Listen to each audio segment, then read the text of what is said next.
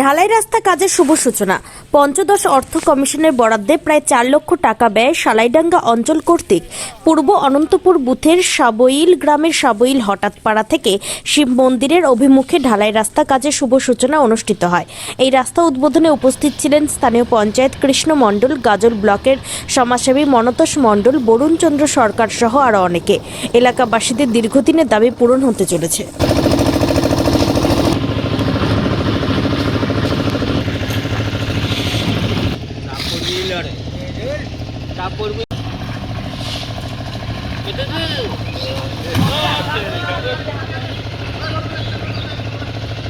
এত দূর জায়গা থাকতে এখানে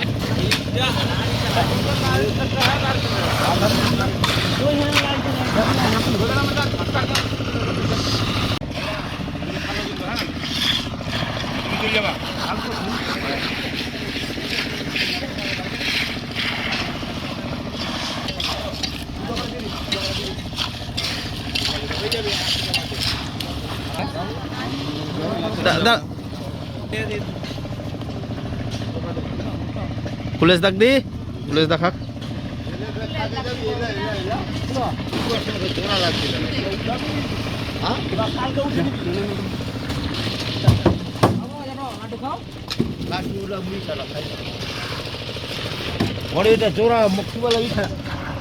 নমস্কার, আজ আমাদের সালাইডাঙ্গা অঞ্চলের পঞ্চদশ অর্থ কমিশনের মাধ্যমে পূর্ব অনন্তপুর বুথের সালাইডাঙ্গা গ্রাম পঞ্চায়েতের সাবইল হরি মন্দির থেকে কালী মন্দির অভিমুখে প্রায় 4 লক্ষ টাকা ব্যয়ে একটি পিসিসি রাস্তা ঢালাই হলো।